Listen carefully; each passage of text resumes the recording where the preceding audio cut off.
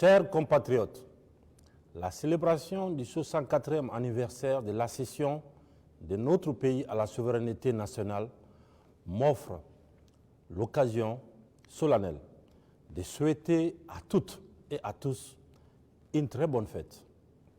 C'est dans cette salle mythique que notre histoire commune a commencé le 25 août 1958. À travers le vote historique du non au référendum du 28 septembre 1958, les pères fondateurs de notre nation ont posé dans la dignité un acte héroïque qui a abouti ici même à la proclamation de l'indépendance de la République de Guinée le 2 octobre 1958, ouvrant ainsi la voie à la libération de nombreux pays africains.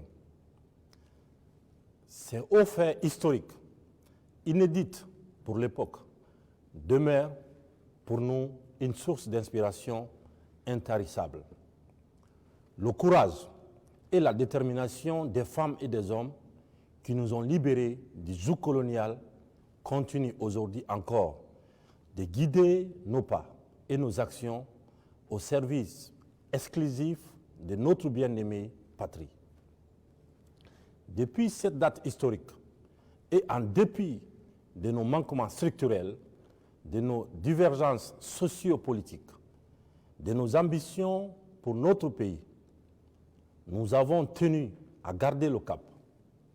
C'est le lieu pour moi, au nom de tous les Guinéens, de m'incliner pieusement devant la mémoire de nos illustres héros, connus et anonymes, qui ont tout sacrifié pour nous permettre d'exister en tant que République unie et indivisible, riche de sa diversité culturelle et sociale.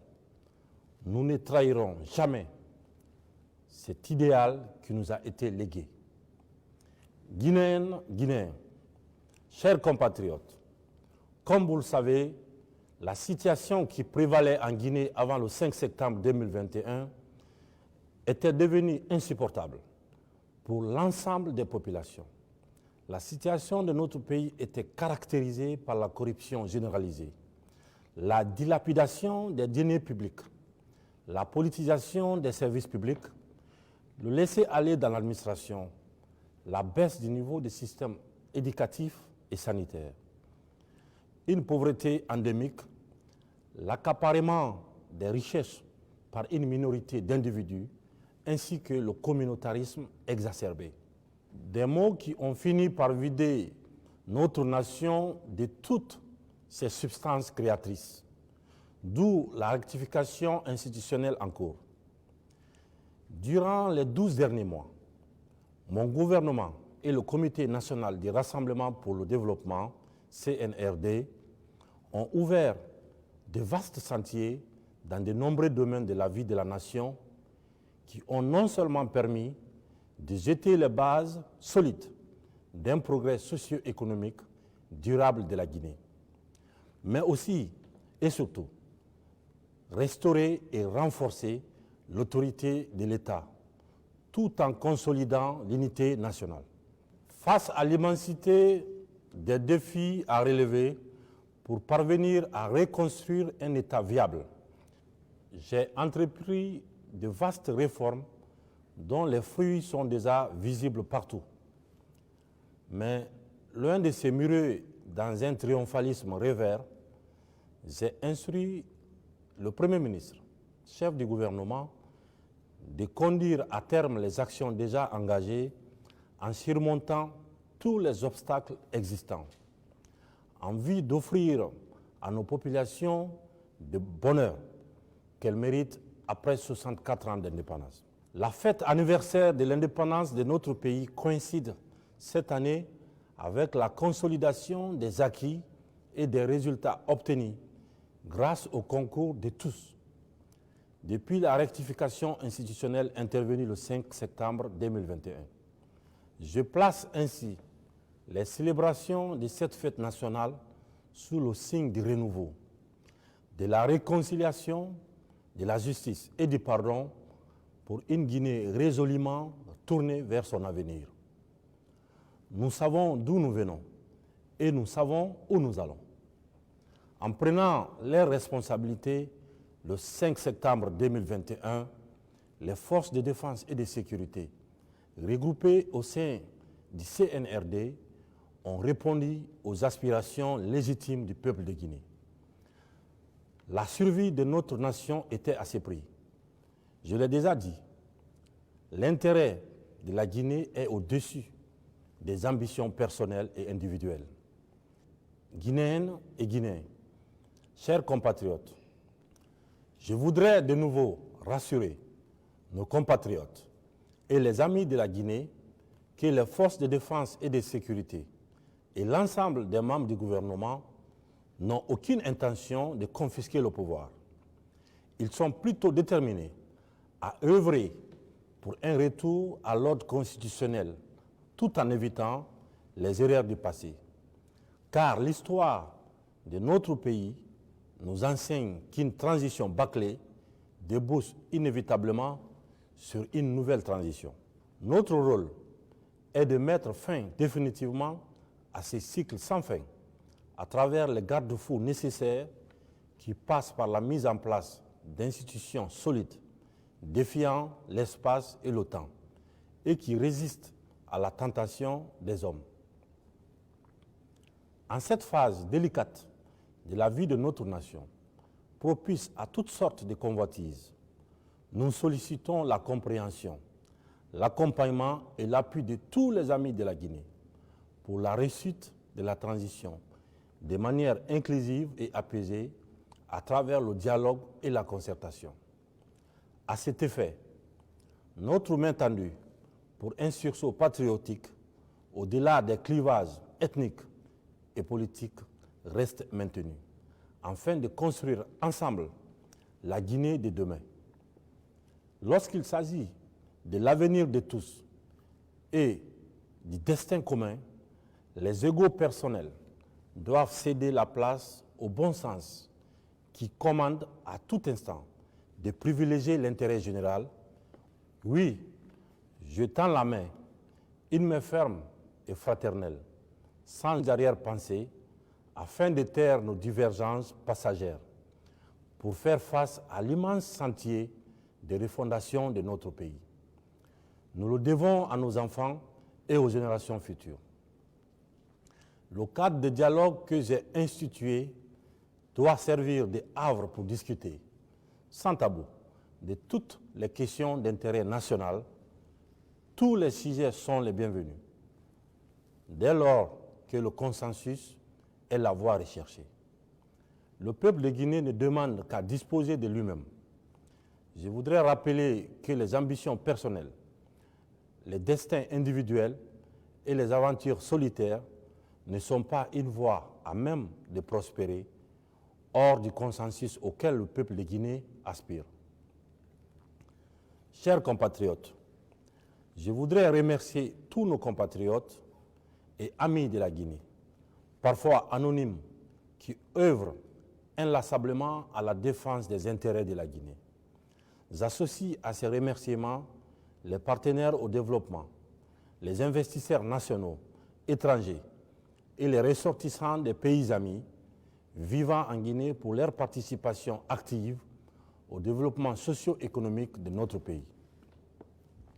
La Guinée reste ouverte au monde et notre diplomatie s'évertue à entretenir des relations de coopération mutuelle, avantageuses avec toutes les nations.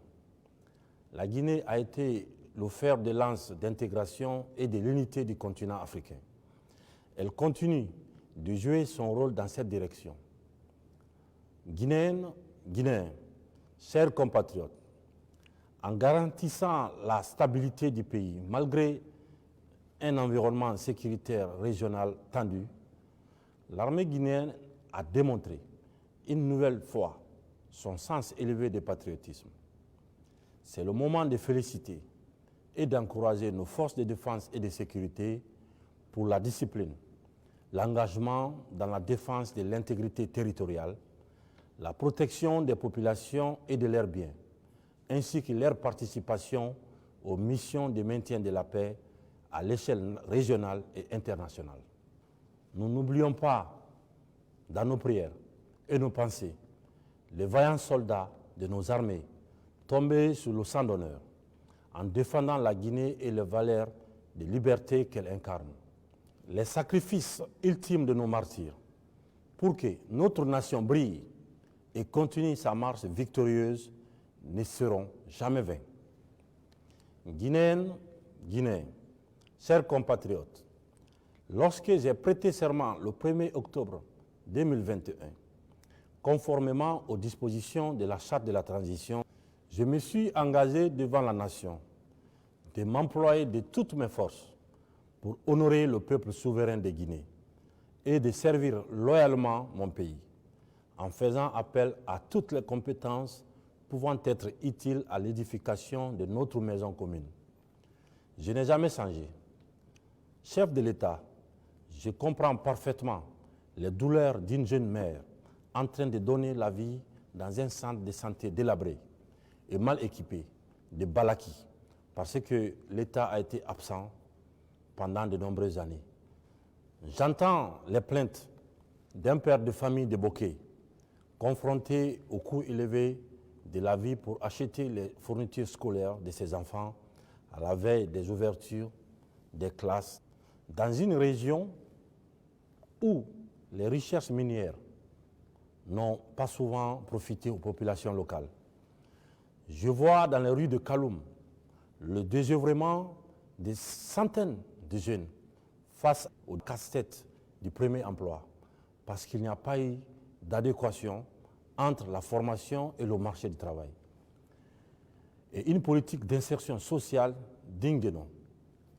Je pense à nos paysans de Koundian, et d'ailleurs confrontés à la distribution des intrants agricoles, parce que pendant des décennies, des fonctionnaires véreux ont organisé un système de corruption dans cette filière, empêchant les ayants droit d'obtenir des rendements meilleurs. Un peu partout, je vois les images d'établissements à l'abandon depuis des lustres, en région forestière notamment, alors que les fonds pour les rénover ou construire de nouvelles salles de classe ont été détournés au détriment de l'avenir de nos enfants. J'en passe. Chacun de ces manquements de l'État, conséquence d'une gestion catastrophique de gouvernements successifs dont j'ai hérité, me fend le cœur, m'interpelle et m'oblige à apporter des solutions pour soulager et abréger les difficultés de nos populations. C'est un combat permanent que nous ne pouvons gagner qu'ensemble. En une année de gestion, des progrès considérables ont été accomplis. Des routes, des écoles, des hôpitaux, des points d'eau, des logements sociaux, des centrales électriques sont en construction partout dans le pays. Plusieurs domaines bâtis et non bâtis de l'État, jadis spoliés, ont été récupérés et rendus à la Guinée. De nombreux chantiers arrêtés, faute de suivi correct, ont redémarré. Des contrats miniers de plusieurs milliards de dollars ont été renégociés pour permettre aux Guinéens de mieux profiter des richesses de leur pays. Grâce à une gestion rigoureuse des deniers publics, l'inflation recule. Le franc guinéen s'apprécie face aux devises étrangères. Une forte croissance est attendue en fin d'année avec tous les indicateurs macroéconomiques au vert, malgré une conjoncture mondiale difficile. Ces progrès économiques ont permis de rehausser, par exemple, les bourses d'entretien de nos étudiants, aussi bien en Guinée qu'à l'étranger, et de revaloriser les pensions de retraite de nos aînés. De gros efforts faits pour le paiement de la dette intérieure permettent à nos entreprises de créer des emplois et de participer à la réduction des taux de pauvreté. Dans la lutte contre la corruption, des dizaines de milliards de francs ont été récupérés et reversés dans les comptes des trésors pour les réinvestir dans les secteurs porteurs de croissance. Sur le plan judiciaire, après 13 ans d'attente pour les victimes et leurs familles, nous avons mobilisé tous les moyens pour la tenue du procès des événements du 28 septembre 2009. Nous voulons une justice totalement indépendante afin de bâtir un état de droit où tous les Guinéens seront égaux devant la loi. Guinéennes, Guinéens, chers compatriotes, l'espoir d'une Guinée meilleure renaît partout. Mais malgré tous nos efforts, tant que dans certaines familles, des inégalités et la misère persisteront, je ferai mienne toutes ces souffrances non méritées pour notre pays qui a tout pour offrir à ses filles et fils un cadre de vie décent.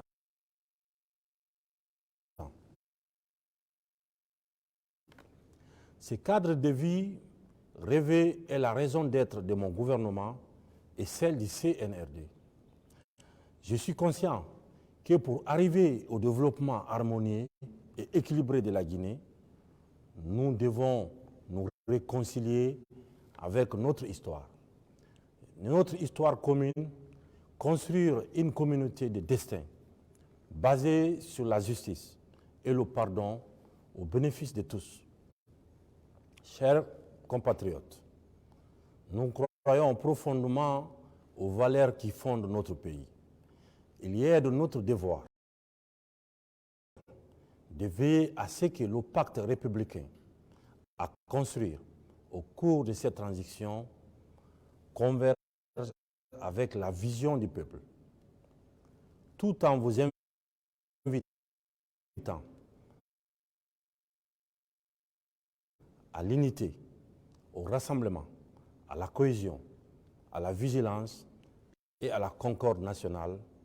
Je formule pour chacun et chacune de vous mes vœux ardents de santé et de bonheur dans une Guinée paisible et fière de son parcours, malgré les soubresauts de notre histoire que nous assumons pleinement. Bonne fête d'indépendance à Babassi, dans Bantingel au Fouta, à Koukoudé dans Dopro et à Kassa en Basse-Guinée, à Topata dans Houmé en forêt, à Batila dans Baranama en Haute-Guinée et partout où bat le cœur de notre cher pays. Vive la République, que Dieu bénisse la Guinée et les Guinéens. Je vous remercie.